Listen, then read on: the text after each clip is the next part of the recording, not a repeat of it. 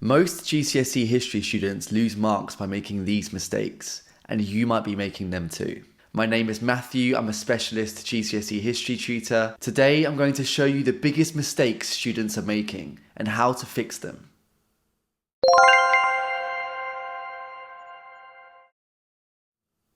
Mistake number 1, not answering the question you're being asked. So many students see a question in the exam paper, think about the topic and start writing everything they know about the topic at hand.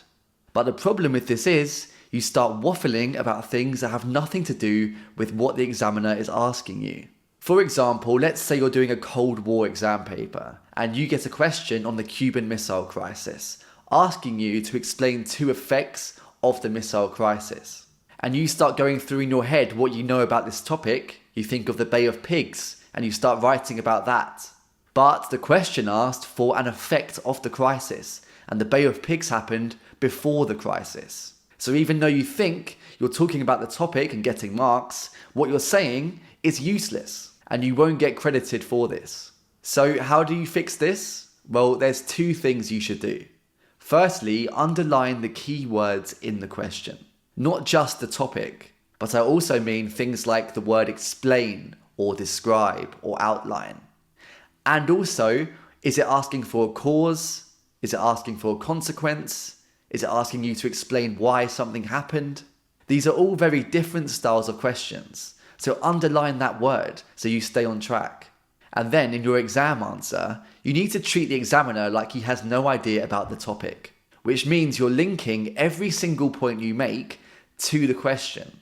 So after every single point of evidence and explanation you give, you need to write a sentence afterwards that explains how this evidence exactly answers the question you've been asked. You should be doing this multiple times throughout every history essay you write. And this gives the examiner no excuse not to give you top band marks.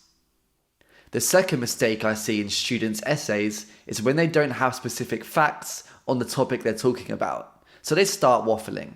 I hear this word all the time from my students. How do I stop waffling in my history essays? The thing is, by the time you're in the exam hall, it's already too late.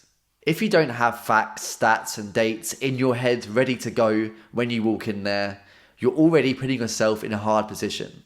But the good news is, I'm going to tell you how to prepare yourself to make sure you have facts and stats on everything you need to know. But this needs to be done months before you go in that exam hall. If you're cramming at the end just before your exams, you could do a mini version of this exercise, but it's best if you give yourself more time. So to stop yourself waffling in your exam, I want you to do this. Go on Google, type in your exam board and find your syllabus for GCSE History. In the syllabus, scroll down to the topic you're studying and make a list of every single key event they write in the syllabus. I want a full list in order on your paper of every single event. This also includes anything you see in brackets on the syllabus as well. So if you do this, you now have a list of every single event you might get tested on.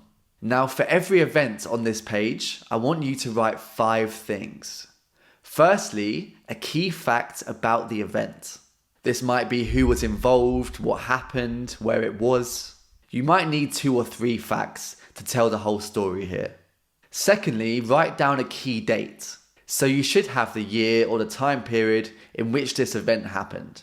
Thirdly, write down the cause of the event.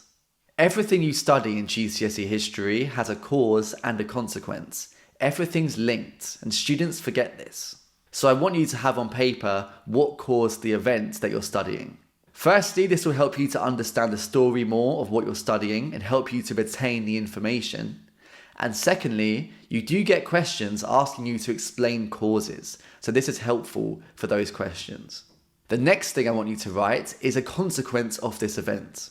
I want you to fully explain the consequence, so that the effect of the specific event links to the whole topic that you're studying.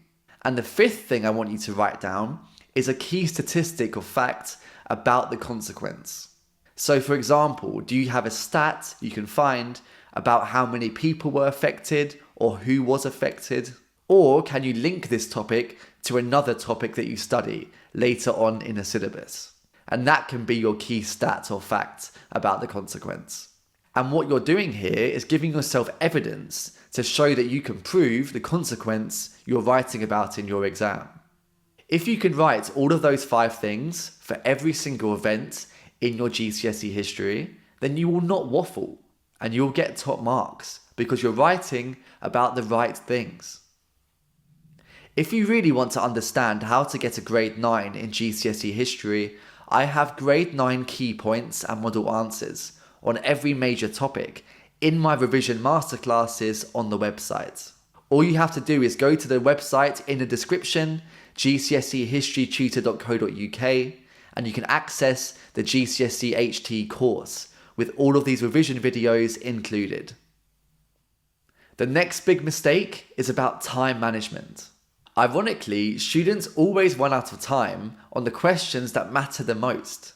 Most exam papers start with the short questions at the beginning, the 4 markers, the 6 markers, and they save those big essays for the end of your paper.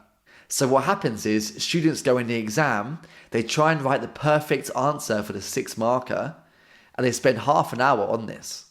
And then when they get to their 16 marker at the end, they only have 15 minutes to answer it. And because they're short on time, they sometimes only show one side of the argument, they don't link every paragraph, or there's no conclusion. And then they might get full marks on the early questions, but they're only worth 30-40% of the paper. You could be the best student in the country at answering 6 markers. But at the end of the day, you're only going to get 6 marks. And someone might beat you, who maybe gets 3 or 4 out of 6 on that 6 marker, but leaves enough time to give a decent answer on the 16 marker. Before you go in that exam hall, you should know how long to the minute you're spending on each question, which means beforehand, you need to count up the marks available in each paper you're going to sit, figure out how much time you have for the whole paper, and then figure out how many minutes per mark you have. With this information, you can then figure out how many minutes exactly you have for each question. Learn this off by heart. So in the exam, straight away on the question paper, you can write down 12 marker, this many minutes, 16 marker, this many minutes. In reality, this might change by a few minutes, but at least this gives you a structure and stops you from spending way too long on those short questions. The final mistake is not planning your answers before you start writing. Again, this is another cause of waffling. And students often think they don't have time to plan before they start writing. And so they go straight into writing and then quickly find they're spending so much time thinking in their head about what they're going to say, or maybe how to word certain sentences. So actually what happens is you waste time. If you plan your answers before, you eliminate most of that thinking time beforehand. So most of the thinking happens when you're planning. And then when you're writing, you're just bashing out all of the stuff you need to write. So, before you answer an exam question, write down 3 things. Firstly, the main point of each paragraph. What is the overall argument you're making? Secondly, the evidence you're going to use to support this point. Make sure this evidence actually supports the point you're making. Use common sense and actually think, does that evidence make your argument stronger? Or is it just some general facts that you're saying because you don't know what else to write? The third thing to write is the cause or the consequence. Whether you write the cause or the consequence depends on the question you're being asked. But essentially what you're doing is writing down how your evidence answers the question you're being asked. And here we're building our point, evidence, explain paragraphs. Do this for every single paragraph. And don't start writing until you know what your point, evidence, explain is for each paragraph. Don't plan in full sentences, just write a few words. Scribble it down, it can be messy, as long as you can read it. This should be 5 minutes max. And then once it is done, you just go straight in and write the whole essay, essentially writing your plan in full sentences. So some of these points you might have heard of in class, but hopefully this video explains why they really matter and why you should make sure you're avoiding these mistakes. And remember, if you want step-by-step guidance on what to revise, what to write, and what questions might come up, head to the GCSE HT platform. The link is in the description. And if you like this content, make sure to subscribe to my channel. Remember, it's not knowing everything there is to know about GCSE history, it's about answering your questions smartly. So avoid these mistakes and you'll be absolutely fine for your history exams.